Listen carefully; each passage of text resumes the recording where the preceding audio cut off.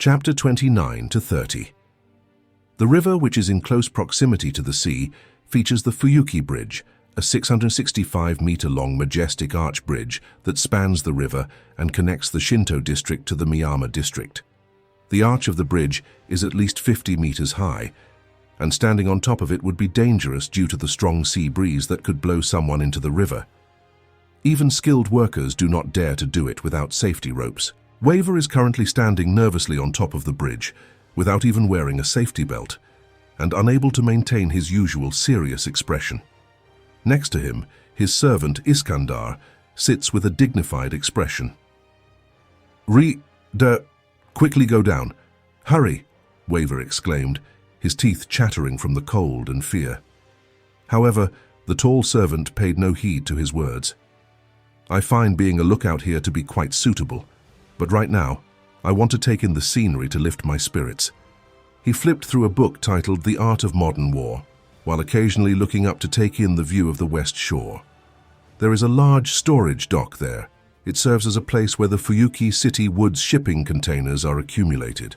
Although Waver can't see it, from Iskandar's words he knows that the servant they had been tracking for nearly 4 hours should be there. Iskandar had been wandering around the city early in the morning in order to come into contact with the enemy. By noon today, he had sensed the aura of that servant. Waver wanted to directly kill the opponent, but Iskandar only kept a distance and kept an eye on the opponent. Faced with Waver's questioning, Iskandar only snorted from his nose. That's obviously trying to lure us out. How could the opponent's aura be so obvious and no one has noticed? Not only me, but other servants are probably also observing them. If we wait and see what happens, maybe one of the impatient masters will take action. I am waiting for that moment.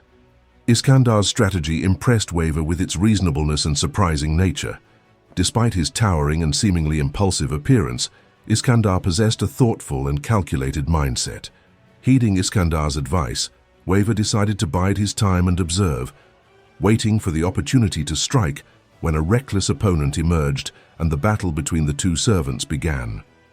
Despite not being fully aware of the true power of the servant who was taunting them, Waver surmised that the opponent must not be weak, as he had the confidence to reveal his aura.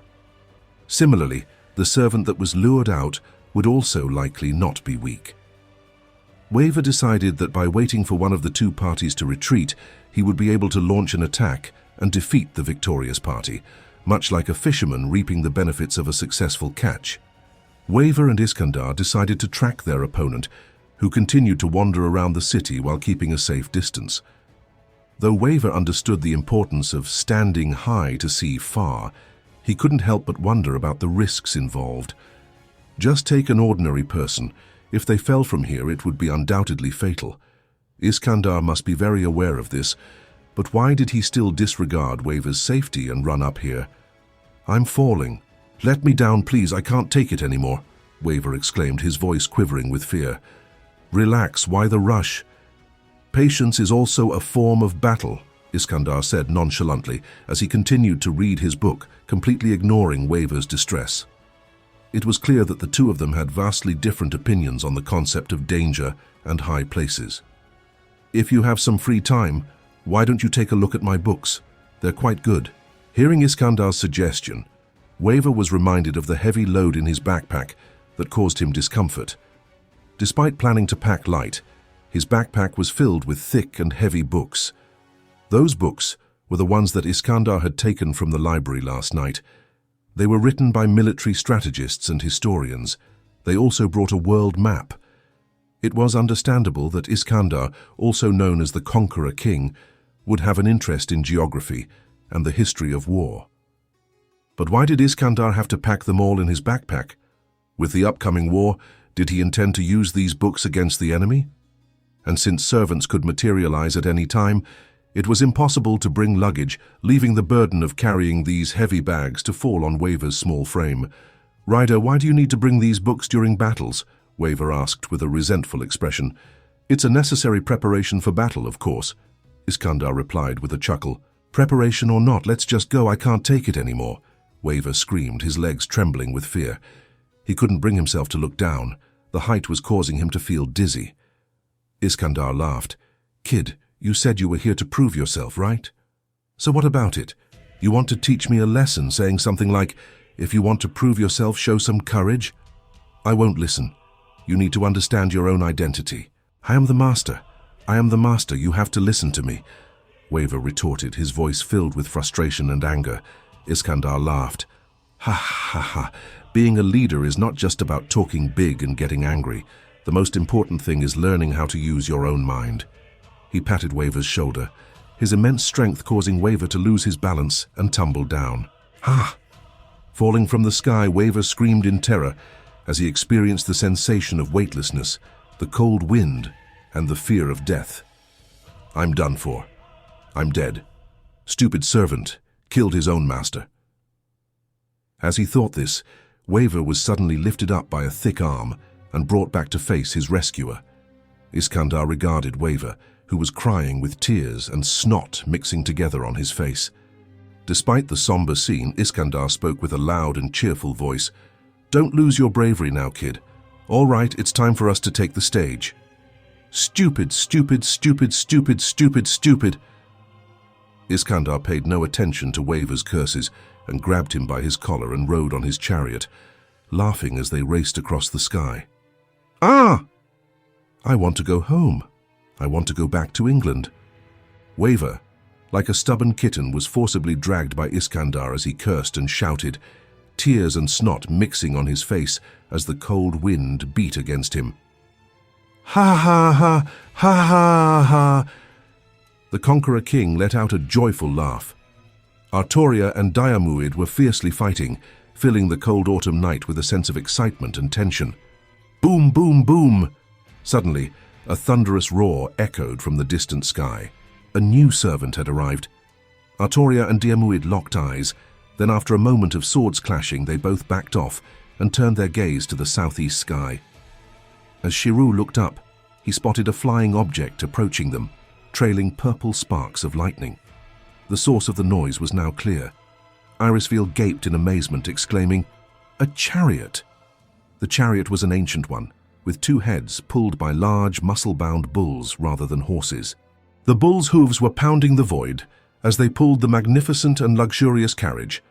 No, the chariot wasn't just hovering in the air, its wheels were thundering, and the bulls were stepping on lightning rather than the ground. As the bulls and chariot moved through the empty sky, purple lightning flickered, creating a deafening noise and raising the surrounding temperature. The magical power of the lightning was likely on par with the full-force attacks of Lancer and Saber. It could easily kill someone like Shirou, who was completely an E-rank newbie and had no combat experience whatsoever. The conquering king, Iskandar, had finally appeared as a servant. In his hand, Waver's delicate frame was being held like a small kitten, tears and snot streaming down his face, making him look both comical and embarrassing. The chariot finally came to a stop. Waver's fear of heights subsided, but his own embarrassment kindled the arrogance and anger in his youthful and energetic heart. "Rider!" Waver screamed, like a cat whose tail had been stepped on, scolding Iskandar. "I will definitely make you understand that a master should not be bullied. Watch out, or I'll make you leave right now." Iskandar laughed, completely disregarding Waver's anger, and then gestured towards Saber and Lancer, who were staring at them. "Oh, you can try now, young man. Next time I'll deal with you." Waver shrank under the gaze of Saber and Lancer, his anger instantly turning into fear for his life. Iskandar placed Waver on the chariot, and then happily patted his shoulder. "Ha ha ha. Such generosity, as expected of my master." After seeing Iskandar's appearance, Shirou was ready to run away, but before that, there was one piece of information that he wanted to confirm no matter what. As Waver appeared on the battlefield, a disdainful voice filled with disgust echoed throughout the warehouse dock. "So it's you, Mr. Waver Velvet, stealing your noble teacher's holy relic and coming to this remote countryside to participate in the War of Magi. Ha ha ha ha ha ha. Mr. Waver Velvet, you are truly audacious. It seems that my usual discipline towards you was not enough, making you forget how much of a foul and dirty rat you are. Well, let me teach you one last lesson as a magus. The War of Magi at the cost of death. Without a doubt, The hateful tone and the voice that made Waver tremble with fear belonged to the clock tower's first-class lecturer and one of the 12 lords, the child prodigy Kaneth. It seems that the Lancer team has not changed, Shirou thought to himself. Currently, Shirou has identified all the servants in this Holy Grail War, except for Assassin. Although the Master has not yet been confirmed, the goal of this mission has been largely accomplished. According to what Shirou knows about the Fourth Holy Grail War, if Assassin is still Hassan of the 100 Faces, he should already be ambushed in the highest vantage point, the crane. However, Shirou's position is too far from the crane, and he cannot observe such a distant place with the naked eye without using the Saint Graph. But if he uses it, he will be exposed. Furthermore, if the Saber group has not changed, Kiritsugu and his assistant may be still nearby. If Kiritsugu were to discover him, he would probably consider Shirou as a participant. Kiritsugu is a determined individual who will stop at nothing to achieve his goal, even if it means using morally questionable methods. Despite his kind nature, Shirou knows that if he were to come across Shirou, his approach would shift to a better to be safe than sorry mentality, and he would likely kill him without hesitation. Without the protection of a Saint Graph, Shirou's physical body would be vulnerable, and the outcome of a sniper attack would be fatal. With the task accomplished, it would be wise for Shirou to retreat as soon as possible. Shirou decided to leave the scene without drawing attention to himself.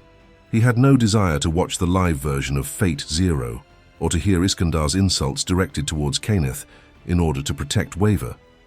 Furthermore, the outcome of the battle at the docks was different than what he had expected. Artoria and Diarmuid fought fiercely, and Artoria never removed her armor during the fight, which rendered Diarmuid's yellow rose of mortality ineffective and prevented him from causing any serious or permanent injuries. Shirou had intended to retreat, but his plans were thwarted by the emergence of the naturally arrogant Gilgamesh, who was drawn to the scene by the clash between the two king servants. A faint, golden light illuminated the area as a figure in shining golden armor materialized on top of a streetlight pole, about 10 meters above the ground. Such audacity, for those who do not respect this king and dare to recklessly call themselves king. Unexpectedly, 2 of them appear overnight. The figure in golden armor spoke, with a tone of contempt and disdain towards the other servants present on the scene. Despite similarities in Gilgamesh's haughty demeanor and Iskandar's prior overbearing and self-assured attitude toward Diarmuid and Artoria, their fundamental nature differed. Iskandar's speech and gaze lacked the same chill and mercilessness present in Gilgamesh's. Iskandar appeared taken aback by Gilgamesh's aggression and appeared puzzled as he scratched his chin. "Even if you address me with disrespect," he stated, "I am still Iskandar, a renowned conqueror king in the world. I alone am the hero who deserves the title of king among the heaven and earth. The rest are nothing more than a pack of disrespectful mongrels," Gilgamesh declared crudely, making a statement that was even more insulting than an insult. Artoria, too, looked surprised by his words, but Iskandar remained forgiving and let out a sigh, his expression one of surprise. "Why don't you tell us your name first?" Iskandar jokingly said. "If you're a king, you wouldn't be afraid for people to know your name, right?" Gilgamesh's eyes turned red with anger as he glared at the giant in front of him. "You're asking me, a mongrel asking me, a king?" Normally, it would make sense for Iskandar to ask Gilgamesh his true name, but in Gilgamesh's eyes it was a great disrespect. However, this was not due to Gilgamesh's intention to conceal his true name. It was simply his emotional madness causing him to feel this way. As the Golden King's anger began to rise, a killing intent could be seen on his face. "If I were to allow you wear the glory of submitting to me, yet you remain ignorant of my name, your submission would hold no value for me." As Gilgamesh spoke, a strange, fiery energy began to emerge on both sides of him. In the blink of an eye, blades and spears, each radiating a dazzling brilliance, materialized out of thin air. These were no ordinary weapons, but noble phantasms, powerful artifacts with immense destructive capabilities. Waver trembled with fear. Kaneth held his breath, and even Irisfeel, who was on the battlefield, couldn't help but tense up. In the face of so many powerful noble phantasms, no one, whether they were a magus or an ordinary human, could remain composed. But before that, you mongrel, why don't you come out? I, the king, have already arrived, yet you refuse to pay homage to my glory. This is the sin of arrogance, and it deserves the king's punishment." The Golden King spoke with a haughty and cold tone. It appears that there is still a servant concealed in the vicinity who has yet to reveal themselves. Shirou, who was about to withdraw from the area, heard Gilgamesh's words and trembled as if he had been struck by a bolt of lightning. Although Gilgamesh didn't say his name, Shirou couldn't shake off the feeling that the words were specifically directed at him. "This king, is there another servant hiding here?" Iskander asked Gilgamesh, his eyes fixed on the Golden King. "Humph, you call yourself a king, yet you can't even see the number of mongrels hiding here. How dare you call yourself a king in front of me?" Gilgamesh sneered coldly. "Ha ha ha," Iskander laughed in response to Gilgamesh's sarcasm. "A king with grand ambitions and a drive for domination doesn't need to know and do everything himself. Isn't that taking away the ability of his subordinates to shine?" You are nothing but a mongrel who has delusions of grandeur and surrounds yourself with other mongrels. What right do you have to call yourself a king of glory?" Gilgamesh sneered contemptuously. "I am Iskander, the king of conquerors, who toils tirelessly day and night, not for his own glory and not to be known as a conqueror, but for the sake of my subjects." Iskander confidently replied, engaging in a verbal battle with Gilgamesh.